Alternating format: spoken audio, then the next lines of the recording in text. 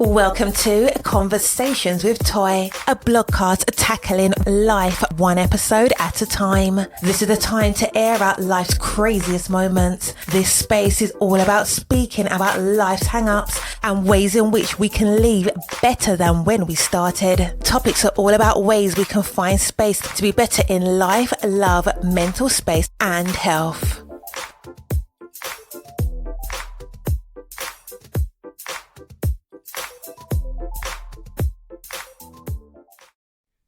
Happy Friday. I hope that you have had the most amazing week. Today's episode is not only the last of the year, but it is the last of season 9. I don't know if it was just me, but it just seemed as if this season just took a lot longer. But what I will say, you guys have been doing a lot of sprinkle of energy, of support. I mean, my numbers, y'all guys are just showing up and showing out. And I just want to say thank you.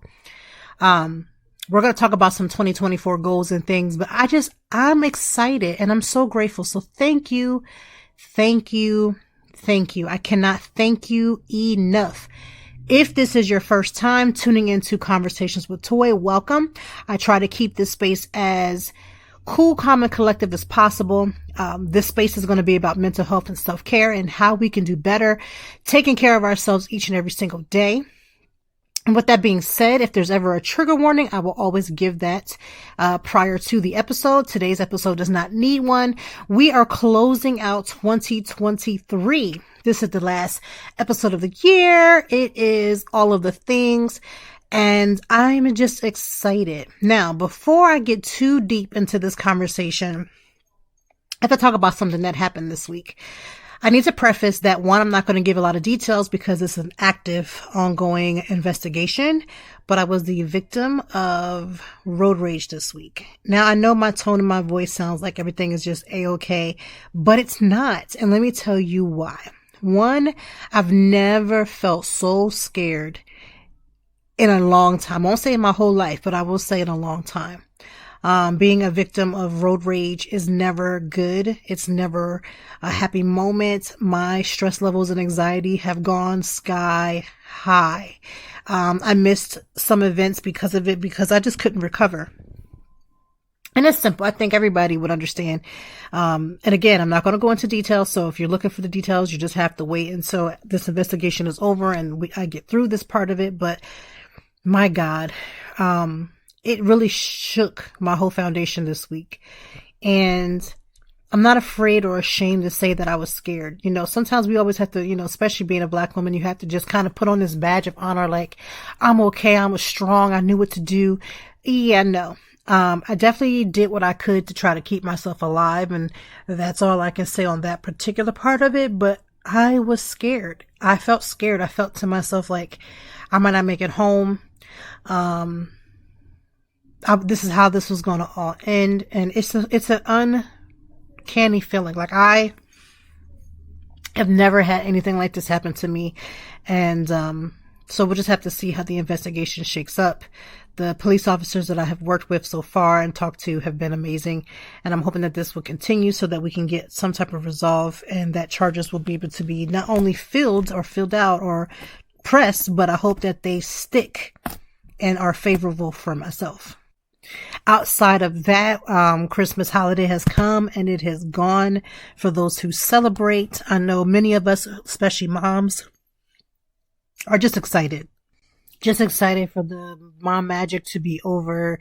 Moms, especially some dads, we do a lot to see our kids smile, or be happy, or to have those little magical moments, those memories that you make. And, when they get older, when my kids get older, I hope they'll be just like me. It's like, you don't realize the amount of energy that it takes to pull off things like this. And so to all the moms and dads who pulled it off one more year, and this is irregardless if you believe in Santa. Listen, I'm not about to start debating to somebody about whether or not their kids should or shouldn't believe in Santa. I don't understand how y'all get on these internets and start arguing with folks that can't pay your bills about stuff that don't make no sense to me. And that in the larger scheme of things really ain't that serious. It's really not that deep. It's really not that life changing, but it could just be me. But we are now into the end of the year. And I did a recap. If you follow me on socials as Toy Time Blog, that's ToiTimeblog. If you follow me on socials as that name across all the socials, you will notice that oftentimes when you go to recap your year, it's like a lot.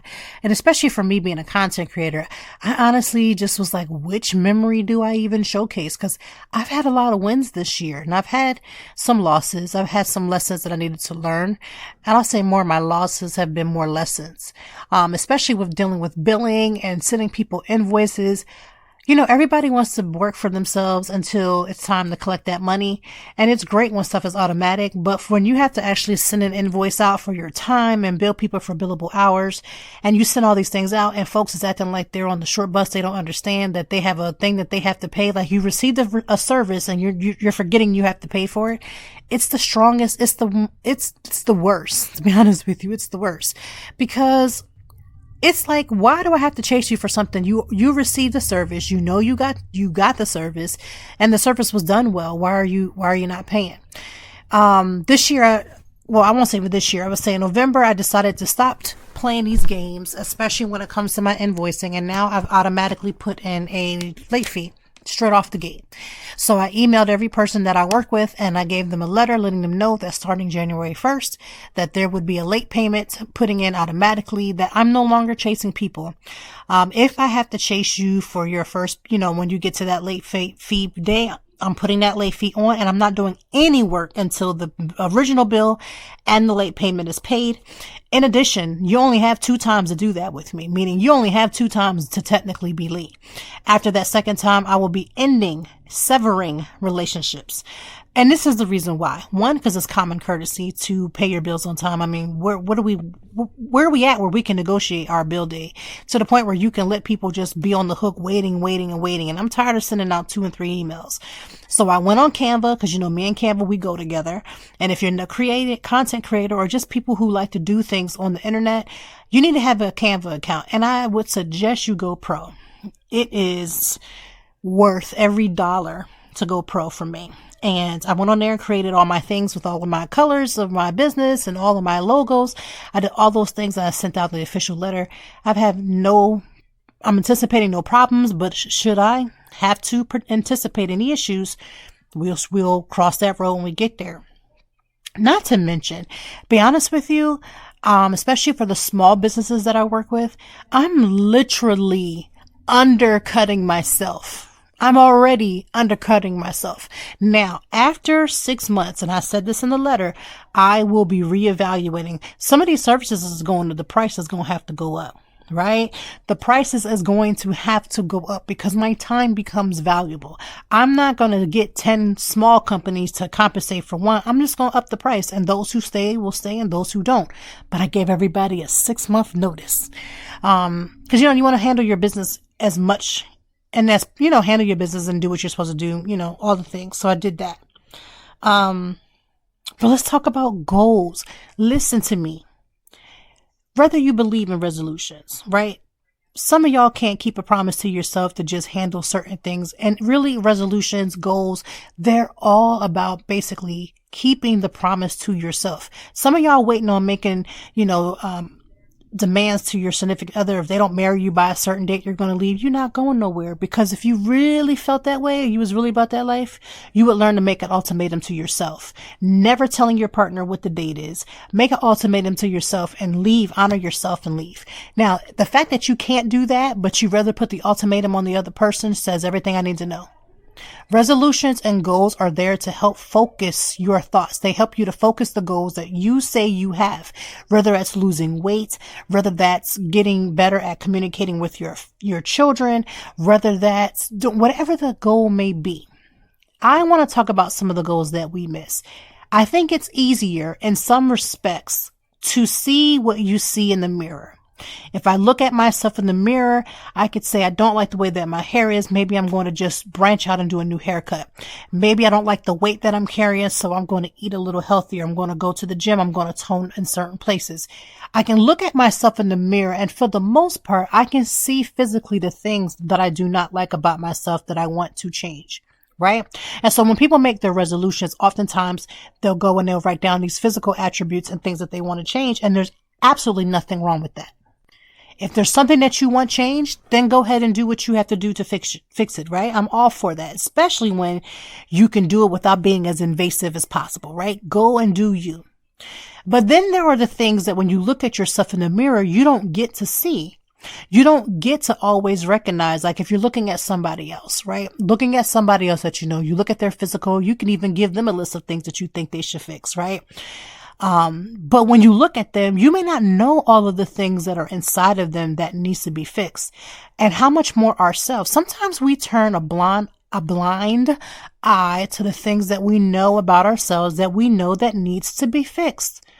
Think about it. How do you interact with the people that are around you in your inner circle? For me, it would be my husband, my 3 children, my business partners, things like that. Now, when I think about those things, I think about how do I respond to them? If I'm coming in the house and I'm always short with my husband, or if I'm screaming and hollering at my children, those are things that are inner work. Right? That's not something physical. They may come out, the way that they come out might be physical, like in the yelling, but it's the inner things that need to be worked on. And so some of the goals that I feel like we miss is we don't always think about the inner work that has to be done. When I started to go to therapy, that's when I recognized, why do I respond? Why do I yell? Why do I get so worked up? These are things that I had to explore. And in exploration, I had to come to the revolution, okay, you know what? Maybe it's because of whatever the case may be, but the inner work of their goals for 2024 is what you need to be focused on. How can you show up and be your best version of yourself? What are the things that only you know that you go through in your mind? And sometimes people may say, I want to be less anxious. And somebody would say, that's not a real goal. Ma'am, sir, that is a real goal. How can I reassure myself in the moments when I feel the most stress that whatever I am feeling can be a temporary feeling so that I don't overreact and have less stressful moments? That is a goal. It's always a goal, right? How can I experience anxiety, but not have everybody absorb my anxiety in 2024? That's actually an actual real goal, in case you were wondering. That's actually one of my real goals. How can I absorb and recognize my anxiety levels without other people having to absorb the impacts of how my anxiety shows up? No one should have to take the blow of your responses because you're dealing with anxiety or you have whatever level of mental health care that you're dealing with, right? We do know that people do absorb it, but we should be working on how to become less, to the point where we're impactful less with negative attributes. If you find yourself berating your spouse, meaning you don't respect your spouse and the way that you speak to them is almost childlike, the way that you act towards them is mean-spirited, you want to control every aspect of what they do, and if they don't clear certain things with you, then the tone of your house is all messed up and combobulated. That's something you need to work on for 2024, because this is the thing. Regardless of how childlike your spouse is, just because they act childlike is just a part of their personality. They don't want to be treated like a child. Everybody wants to be respected as the adult that they are, right? Even the most childish adults don't want to be disrespected. And so the fact that you would use that as a spouse, whether that's the husband or the wife, that would use as example and use that as your reasoning as to why you treat your spouse the way that you treat them, I just want to reiterate something that I learned in therapy. Now, this will only work for those who are in the spirit of reception of this, right? When you are receptive to something that you know is for you and you're willing to say, okay, you know what? She's right. Let me find a way to work through that. When I started going to therapy, I want to say this had to be a good couple years ago. So this was around the time that my mother-in-law had passed. And actually, this was before she had passed. So this was in that season that she was getting sick and things were happening. And as I was going to therapy for my own personal issues, this wasn't marital counseling.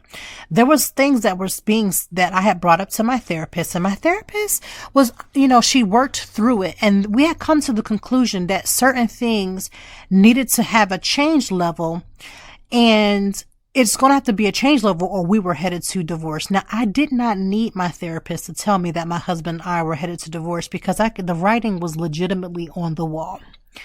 So my therapist said, now, if you show up into the space of your marriage and you treated your spouse the way you think that if you leave this marriage, the marriage that I was in, my marriage, right?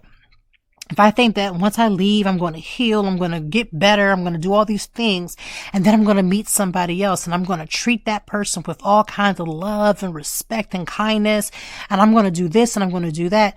My therapist let me know, well, if you can do that with someone that you think is new, why don't you show up to your marriage when you hear or you see something about your spouse that you don't necessarily like? Acknowledge that, but then find, how do you show up in that same type of space, maybe differently, and are you showing the same attributes? So therefore, instead of me pointing my finger at what my husband was or wasn't doing, I started to figure out, how can I work on myself during the things that were happening? Now, that does not mean, like, if my husband was going upside of my head and I had to say to myself, where would I be hitting my spouse below the belt and things like that? Yes, I could do that. Yes, absolutely. But it doesn't take away from the fact that he would have had hit me. Now, let me be clear. This was an example. My husband is not hitting me. I do not need y'all sliding into my DMs. I am not a victim of domestic violence, and I definitely treat victims of domestic violence with the utmost respect. This was just strictly an example. Now, I started to show up in my marriage the way I thought that, or the way I would think that I would show up if I had started afresh. Because during the time when this was going down, my marriage was at a puff of smoke at that point. And I showed up and I started to just do my own inner work. Like, stop being responsible for him, just start focusing on myself. And that helped me tremendously, but it helped our marriage tremendously, because I wasn't looking at how he could be the blame for all the things.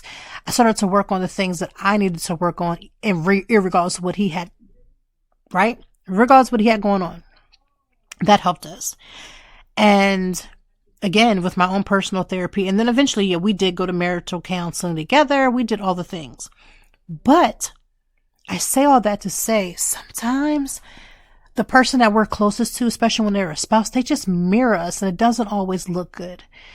And if you find that you're disrespecting your spouse, I mean, truly know that you're disrespecting. And some people say, well, I didn't know that I was disrespecting. Ask yourself, if you were in your spouse's shoes and you were doing what you were doing to them, that was happening to you and it was flipped, how would you be receptive? If your spouse was talking down to you and they said, well, I was talking down to you because you act that way, would you be okay with that? Oh, I was cheating on you because of the way that you act. I was acting that way. I was talking to you that way because the way you act, you opened and invited that in that type of environment. You opened and invited that type of behavior. Our spouses are not our children. And so we got to get to the point where if you're struggling and giving your spouse the same level of responses that you know you wouldn't be okay with, you got to work on that in 2024. You can't justify. Like, the second you go to justify bad behavior, you already are losing. And I need you to win. I need you to win in your interpersonal relationships. I need you to win in the fact that you can be confident and know, like, I know that I'm treating my spouse well. I need you to work on that. Some of the other things that we don't see as goals, but they should really be goals, is, how do you talk to yourself? For instance, I have lumps and bumps, things that I just, I'm like, girl, let's tighten that up 2024, right? But if I go and I'm putting myself down, like I'm legitimately putting myself down, and I'm literally getting myself to the point where I don't see the good in me, right? I don't see good. I see, well, you're too this, you're too that, you're not enough. And if I'm always highlighting these things that are not good enough, not because other people are telling me that, but because I'm legitimately treating myself as that I have to work on in 2024. that is something that you would want to put on your list to work on. Because why in the world would you want to talk down to yourself? You wouldn't be okay with anyone else talking down to you, but we do it to ourselves all the time. I'm too fat to wear a nice dress. There's an event coming on. You want to go somewhere. You want to look nice. And you'll say, I'm just too fat. You might have to find the dress that fits your body a certain way. And trust me, I've seen almost every body type, and there is beauty in every body type. I mean that. But instead, we'll put ourselves down. Work on that this year. You're more than capable of accomplishing the goals, of fixing your inner work. Now, let me be clear. You can't just simply write down your goal and then just say, I'm good, right? I want to lose more weight in 2024, right? That's your goal. You can't simply write it down. It's not a wish list. You actually have to do the work. What does doing the work mean? It means instead of saying just, I'm going to lose weight in 2024. How about we set a goal? How about I say I'm going to lose 7 pounds in the first 3 months or so of 2024. And in order to do that, my follow-up plan to that is to go through my cabinets and see the items that I have in there and decide which nutrients and base things that I want to keep and which things I don't, right? And which I can give away. Or I'm going to bring in more fruits and vegetables. I'm going to do more portion control. I'm going to find ways to have a healthier relationship with food. Maybe I'm going to see my nutritionist and talk about the ways in which I eat. Sometimes maybe you're an angry eater. And so you'll say, when I go to find myself angry and my first instinct is to put food in my belly, maybe I'll decide to get some water and I'll decide to write in my journal and process those feelings prior to just simply eating. That's a goal. That's a goal. It takes something physical. It recognizes that something physical can be a manifestation of stuff that we have going on in our inside. And instead of just simply a goal that we simply write down, now we have a plan to make the goal happen. For every goal, what are you going to do to get that goal? For instance, every year I always say I'm going to increase how many companies I pitch. So it's not good enough to just say I'm going to pitch more. What I said was I'm going to pitch 5 companies per month, and not just any company in my niche, which is wellness. So that could be travel. That could be working with wellness products. It could be a gamut of things. I'm going to pitch 5 companies per month. And in the pitch, I'm not going to just simply say, hi, my name is Latoy. I'm a lifestyle and wellness blogger. I would love to collaborate with you. No, I believe that I can bring this value to you, and I feel like we can work together because, right? And have my media kit ready. Have my media things ready for when the second level of email comes. When I do my follow-up, I can say, here are my rates. Here is my media kit. A real tangible plan, not just simply I'm going to pitch more. Because what does more mean? Let's give it a number. For me, I gave it 5. I'm going to pitch 5 companies per month. And newsflash, I've already set up the 5 to go out for January. So let me just say this. If you are like, okay, you're a content creator, or I know I need to pitch more, so I'm going to be ready to pitch, and you're feeling the spirit right now. So you got your letters and everything written up. You're ready to go. I want you to think about this. Most people are coming back from Christmas break. Most companies have given most of the employees off for about a week or so, going from Christmas into New Year's. Do not have any pitches go on January the 2nd. I know that you want to be one of the first. Consider holding the pitches until at least January the 9th for about 9 or 10 o'clock in the morning to go out. And the reason why is you allow people to come back from break. You allow them to clear out their email, and then you get focused on making sure that the pitch goes in. And if you're using Gmail, this is just a little bit of help. If you're using Gmail, you can legitimately set the date and the time that you want the pitch to go out. That gives you time to build that pitch. That gives you time to read over your pitch. That gives you time to make sure that you're researching the companies by which you want to pitch. These are taking simple goals that I have and that you may have, and learning how to work smarter, not necessarily harder. The harder that you work doesn't mean that you're going to get all these different results. It's about learning how to give yourself the the grace that you actually need to get all of the things that you could possibly need done. I want that for you. Right?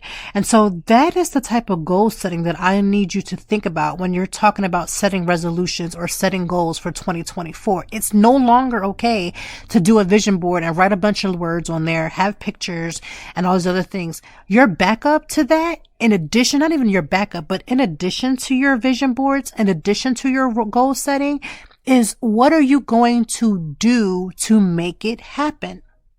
Have your goals that you're going to set for the week. For instance, I've already set my 2024 January pitches, right? I have the 5 pitches that I'm going to pitch for the month. I have the emails ready to go. They're set with a date and time. And in addition to that, I also write down, now once the email goes out, I'm going to send a follow-up email on this date. So you go in, you make your email, you do your follow-up, and you have it ready to go, right? Which that's my weekly goal. My monthly goal is I set out my 5. I did my 5. My weekly goal is to do a follow-up. My other goal is to then make sure that I'm aligning with other companies that I like and I truly love to work with. And that's a simple goal. Let's go back to weight. Okay, I'm managing my weight. I want to get better. I want to get healthier. So my goal for the month is to maybe write out my dates that I'm going to do my workout. And when something happens and that date doesn't come, or the date comes and I don't work out, then I put an alternative date in there, right? And I also go in for my week and I say, okay, I worked out my 4 days for this week and I'm going to add in my rest days. And I'm also going to make sure that I take one self-care event. Maybe I'll go to the sauna and I'll do like a 30 to 40 minute session once a month. These are ways to add in the security of knowing you're doing what you're supposed to do on a daily, on a weekly, and a monthly basis. If you do not own a planner and you feel like planners are the dumbest thing in the whole nation, I can understand that. Now, it's for me. It may not be for you, but it's for me. How many planners do I have? I have 2 paper planners, which means book planners, regular traditional planners. And I have the digital planner on my laptop. And then I use my calendar on my phone to set alerts and to make sure that my calendar links up with my husband so we can be where we're supposed to be in our Uber parent life. These are just small techniques going into the new year that will help you. If you deal with mental health care, meaning you have some level of anxiety, maybe you have depressive moods. For me, you know that this is something that I've talked about before. I have seasonal depression. So I have my tools ready. I have my lamp that can go onto my laptop and I can use that for 30 minutes or to an hour per day. That helps to guide my thought process and make sure that I'm seeing that artificial light that's helping me to trick my brain into making sure that I can see light of day. I open up my blinds every single day even if it's rainy day or even if it snows, so that I can have light comes into the home. I'm checking in with some of my friends by whom I have designated as my check-in partner, and I contact them and we discuss how are we doing this week, right? And then in addition, I'm going to get active, making sure that I'm staying active and I'm writing in my journal. This year, if you find that you're like, okay, I have this journal, but I'm not as consistent as I want to be, I want you to put that on your calendar. I want you to set that as your goal.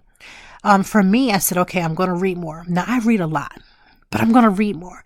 So I was intentional when my husband and I were talking about Christmas gifts. I went in and I found on Amazon, the magnetic bookmarks.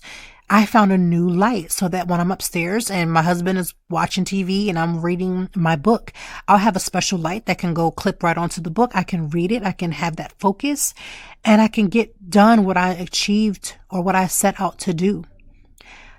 These are ways to do some really goal setting when it comes to 2024. Goals can be hard. Goals can be difficult. Sometimes setting goals, especially some goals when you feel like you've dropped it or you've missed it or you missed the mark. Like if there's something in your 2023 and you feel like you didn't accomplish that, add it to 2024, but let's add a little sprinkle of a plan. When I was in the choir, back in the day, so this is when I was at Penn State, there was a song that we sang and it was called Write the Vision and Make It Plain that they may run and not faint. Though the vision I think it's made something for a while or, Basically, if you fail, get your behind back up and succeed it again. Now, I can't think of the words offhand because, as a choir baby, there's probably 3 songs that kind of sound the same, and I'm thinking about all 3. But write the vision, make it plain. Um, and that simply meant write it down. And making it plain means, how are you going to get there? I want you to take your 2024 goals into consideration. I want you to make sure that you're honoring yourself as much as you possibly can, to not just write a wish list. This ain't no wish list. This is my work list. What am I going to do to get there? If I want to lose a certain amount of weight, what am I willing to do? Am I willing to give up?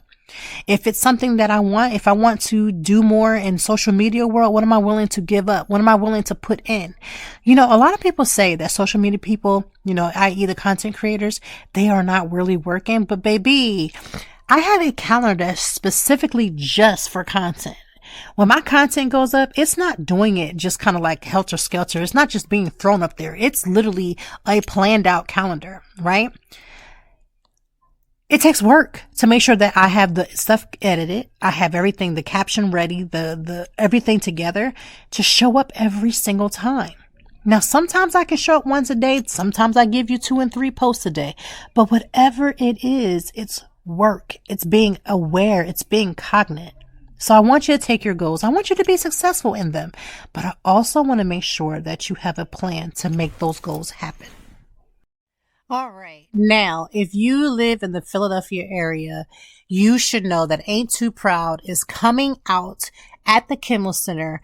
I am excited for this. The show is coming January the 3rd, and it will be here from the 3rd to the 21st.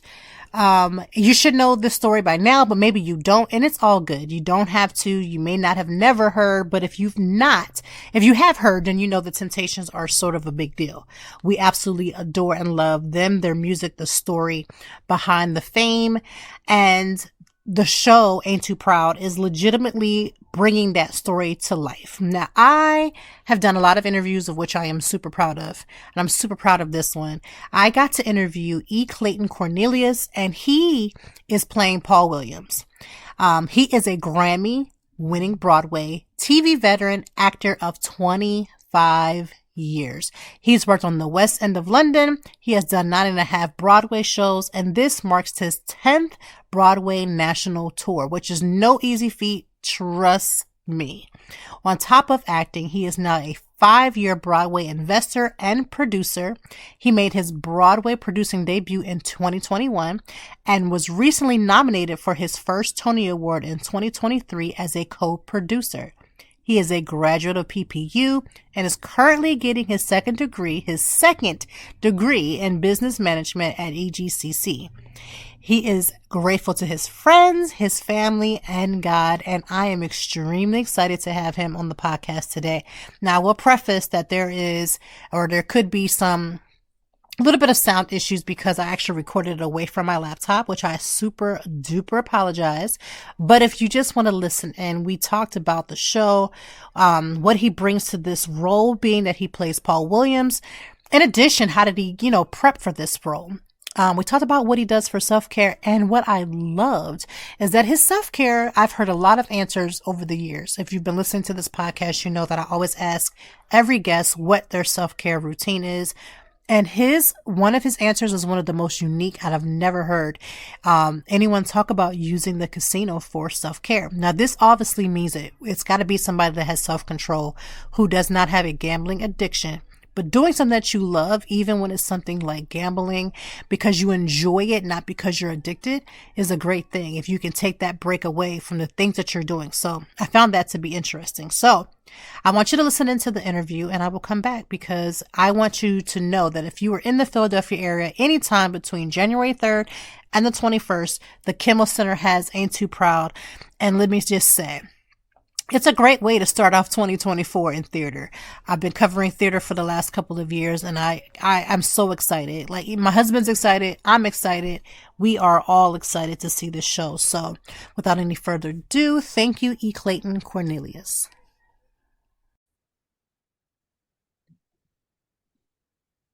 All right, Conversations with Family, Toy Family. We have an amazing guest today. We have Clayton Cornelious. He is here, and he is playing Paul Williams.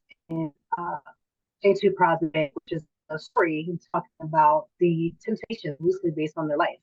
And I am so excited to have you. So thank you for being here. Thank you for having me. It's nice to be here. Thank you. So, what can you tell me without giving me too many details? I really just want to know about the role in the show is and what that means. I mean, I play one of the Temptations. I play Paul Williams, which is, if people know, is the choreographer of the bunch. So he came up with a lot of the dance moves that the Temptations did.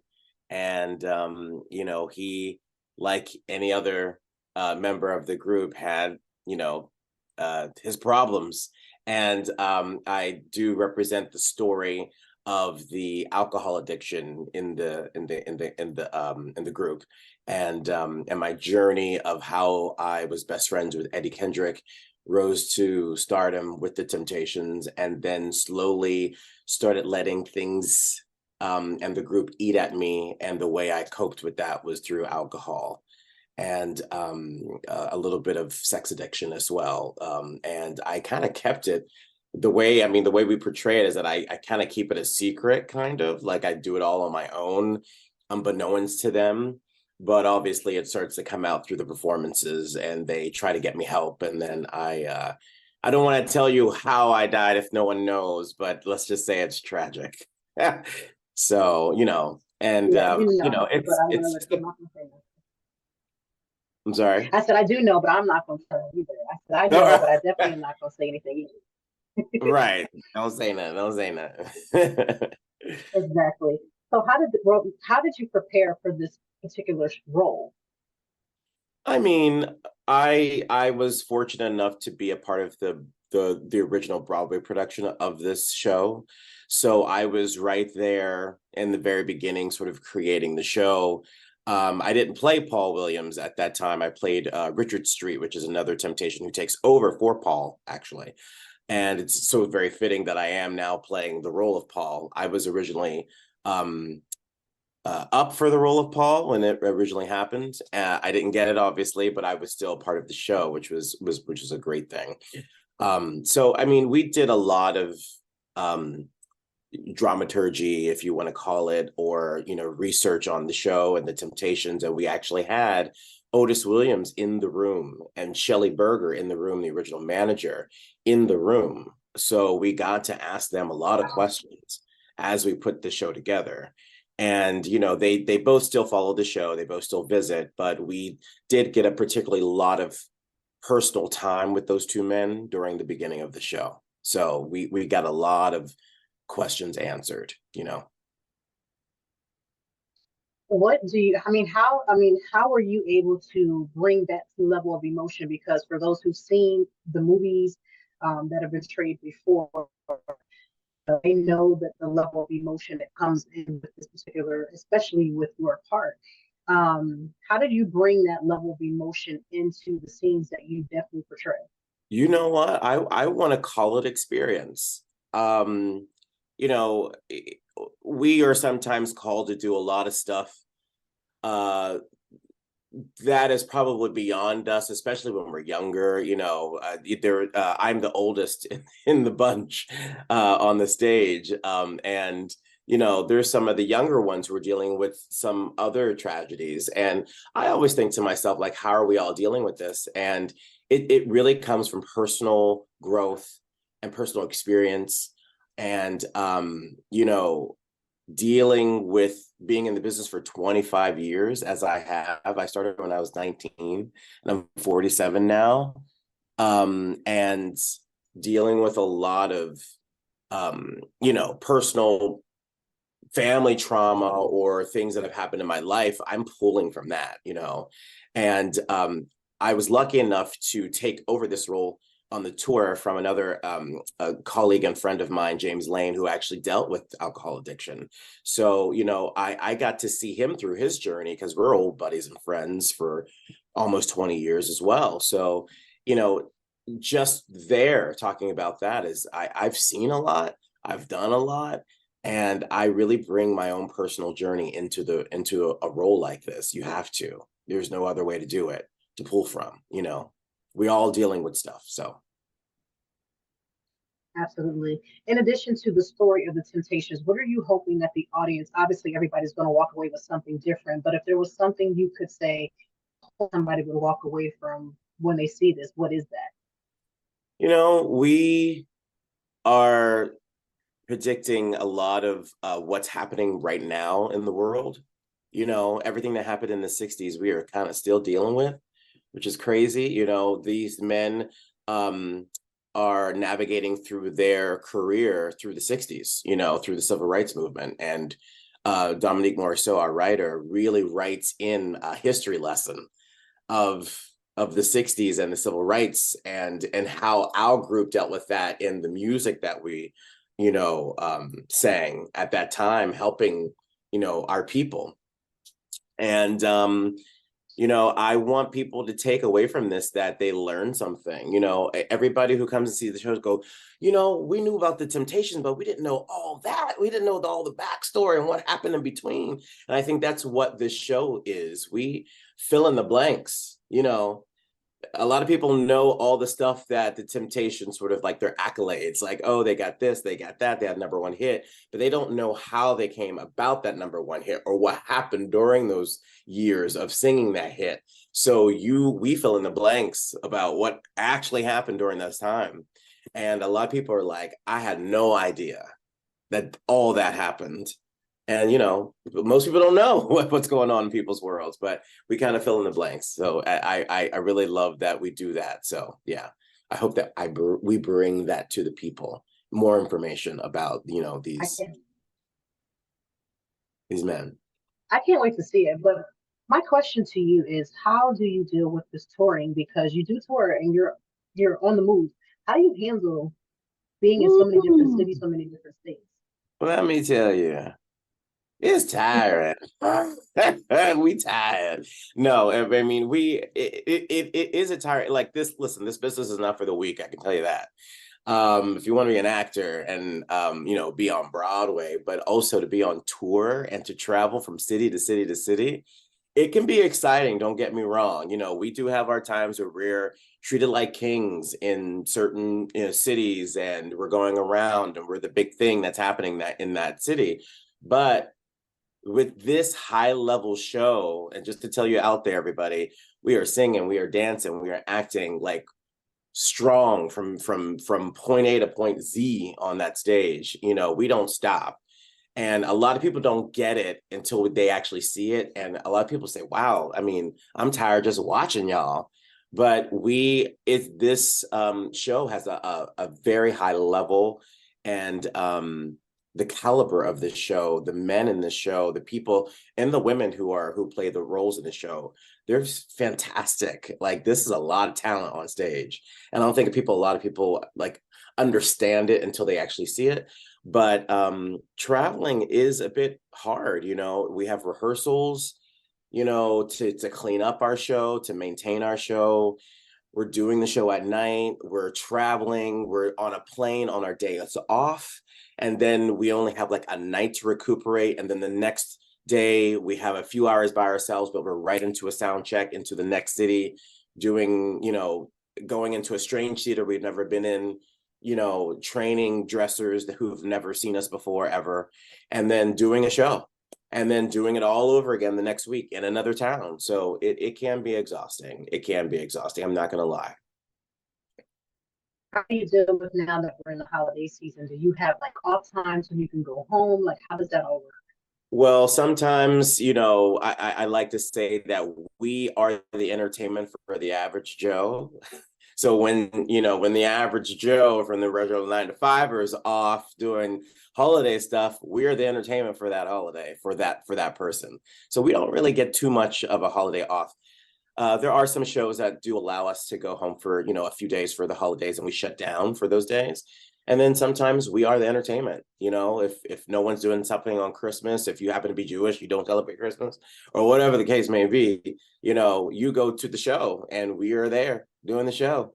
So I've gotten to spend a lot of years without celebrating with my family, which is something that you do as a performer, as an actor, to know that you're not going to be around all the time during important holidays. But as you get into the business, and you're, I guess, seasoned, as I guess I could say that I am, you negotiate and take off time if you need to. And I'm sure people understand, like, oh, he has his own thing going on. So, it's not horrible, but, I'm getting to see my family this Christmas for 2 days, 24th and 25th. And then I'm back to work on the 26th. Well, we appreciate it because I can't wait to see it. I will be there for sure. Now, my last question is, the holidays can be stressful for so many of us. And I say us because everybody has something, like you said, everybody's dealing with stuff. How do you handle your own personal self-care and your own mental health when it comes to life in general, and especially with being on the tour? I have my own personal mantras that I live by, in the years that I've been doing this. And one of them is to take care of yourself, to do you. There's a lot of Oprah things and that I kind of quote back to. But I remember us talking just earlier just about Philly and coming to Philly, that I actually escape a lot of the times. I drive down to Philly from New York to sort of get away, go shopping. I like gambling a little bit. So I like to visit the casinos down there. I like to go to Atlantic City and do massages, have a spa weekend. I really have to take care of myself and do spa, good dinners, stuff like that, and then do a little gambling or whatever. But that's how I take care of myself. And I have to remember to take care of myself on the road, and have, we all have colleagues or people that we tend to click with, and then there's others that we don't. And you have to just, be mindful to do you, on the road, and make sure that you're happy first before others, and don't really spread yourself too thin. But I take my time out to spend time with the people I love on this tour, and we do little dinners and stuff together. And other times it's all about self-care and staying home and really, making sure that my mental health is good so that I can continue to do a show like this. Amazing. So for this question, I do have it. Because we're going to a new year, if you could get a dream role that you've never played before, what would that dream role be? Oh my gosh. I really don't know. A dream role? I mean, I'd like to be on a TV show or in a movie with like Denzel or something. But, or Viola Davis. Oh my God, to be in any show with Viola. My God. Come on. I would love to be like, that How to Get Away with Murder. I wish I was on that show with her, doing that thing. But yeah, I would like to seriously do something with Viola Davis. That would be sort of a dream. So if you're hearing this, Viola, I want to be, doing something with you.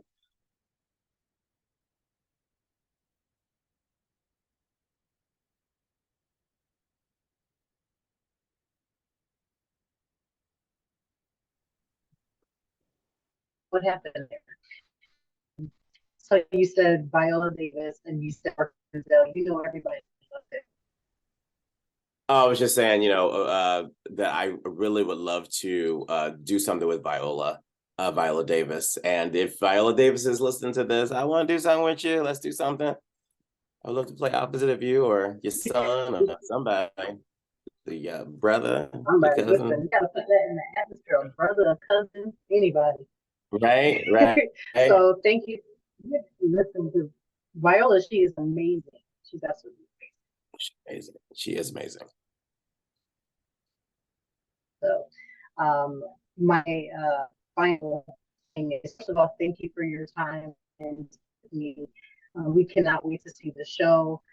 It's going to be absolutely amazing, and I will be there to see it. I will be bringing someone, my daughter, a kid, a husband, somebody. One of them will be there. Somebody will be my plus one, but I can't wait. Yeah, it's gonna be good. All right. Anything last to say to the people who are listening? No, just people of Philly, like come on out, support the Temptations, and see this fantastic show. I would have to say, if you don't come and see it, and your people are talking about it at work or your friends, and you are the only person who didn't see it, don't say I didn't tell you so. Agreed. Thank you so much. Thank you.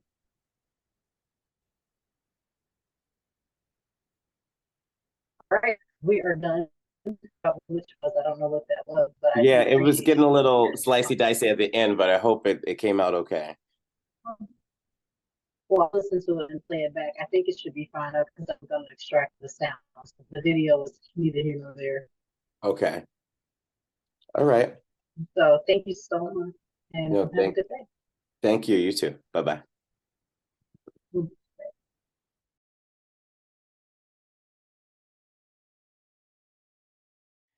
All right. What did you think of the episode? I honestly hope that something that you heard, whether it was about goals, really resonated with you. Maybe something that you heard Clayton Cornelious talk about resonated with you.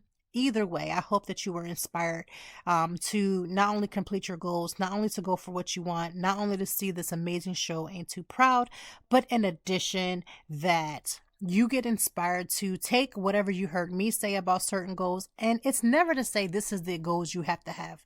I only gave like 3-4 examples of goals, but I definitely showed you how to break it down so that you can learn how to take your goals and make a plan. And hopefully that helps you in your 2024. And I hope that when I make lists for people, people always think that my list is like finite. It's not. The goal for me making lists for you is that you will be able to take that list and inspire you to expand. My 2024 goal list is way longer than the goals examples that I gave today. Trust and believe. But as long as my goals are, I also have a plan to make the goals happen without overwhelming myself. I want you to sprinkle a little bit of grace. Sprinkle some grace in between your goal setting, because I know for a fact as how focused you are, you're going to run against some challenges while you're trying to get things done. And I would be amiss to not say that. I would be amiss to say that you're not going to have hiccups on your plan. I would be amiss to say that your goal is then you may get discouraged along the way. There's nothing wrong with feeling discouraged as long as you don't allow yourself to stay there. Which means you're human. You're living in a human body and having a human experience. If you feel defeated because something you made a goal, you had a plan, you worked that plan super hard but didn't see no harvest from it, I don't want you to just give up. I know that's the first thought process that is going to come to you, but I want you to dust yourself off and get right back up. Thank you for rocking out with Conversations with Toy. This is the last episode of season 9. I will have season 10 in another couple of weeks. I'll let you know when I will debut that. In the meantime, I'm hoping that you take care of your mental health. It's okay to not be okay. And if you need some guidance about that, because I feel like we always say it's okay to not be okay, but what does that look like? It looks sometimes a hot mess. And I need you to understand that even when you show up and you feel like you have hit sort of like the rock bottom moment, because let me just say this one more time. I have had several rock bottom experiences, and they feel dark and they feel gloomy and they feel debilitating. But what I do know now that I've come out onto the other side, I know that now, and it's true for me now, I know that I'm going to come out on the other side. I know it's going to be some work to be done. I know there's going to be some times where I have to pull myself up sometimes. And I know sometimes it can feel lonely, but I know that there's another side to this. And I know that if you just not give up and continue doing what you need to do, that you can make and I mean anything happen for you, and it will work out for your good, especially when you have good intentions and you take those intentions and you work on them. Because let me just tell you, you can have a plan, you can work that plan, you can work hard and have everything go to hell in a handbasket. But I don't want you to give up. It's easy to give up. It's harder to keep working. I want you to keep working because you are worthy. I love you guys. I will see you back in another couple of weeks for season 10, episode 1. But for now, this is season 9. I believe this is like episode 18, 19. I think there's 18 episodes in this section. So this is actually episode 19. So 19 episodes in season 9. That makes sense. I probably should have went one more to make it an even 20, but here we are. This is the last episode of 2023. I welcome you with the spirit of 2024. Because we're talking about goals, even though the podcast is not here, I will be sharing and sprinkling in some more knowledge of my goals and some more ways to help for you to help you with your goals. I've also included this week's blog, because in this week's blog, I talk about a couple of extra goals that you should be working on and some other new plans. So I try to give you a little bit of a thorough, this is a blogcast, right? And I blogcast, I sprinkle in some of the blog and I sprinkle in some of the podcasts. It works together. So thank you so much. Go see Ain't Too Proud. I'm going to be in the building. I already got my tickets. I need you to get your tickets because it's important for you to see this show unfold. One thing about it, it's going to be one singing dynamic. I've heard nothing but great things about this show. So go see it if you're here in the Philadelphia area from January 3rd to the 21st. I wish you well into your 2024. Thank you for rocking out 2023. Thank you for rocking out for these 9 seasons. We're about to come up on season 10. I'm excited and I'm sending you love. Thank you for listening to Conversations with Toy. Thank you as always for joining me. And I know that even in the deepest or joyful conversations, that there's something we can learn and apply. Until next time, I hope that you are doing better. If not, we will be back to talk some more and handle it. Peace to you and yours. Stay grounded.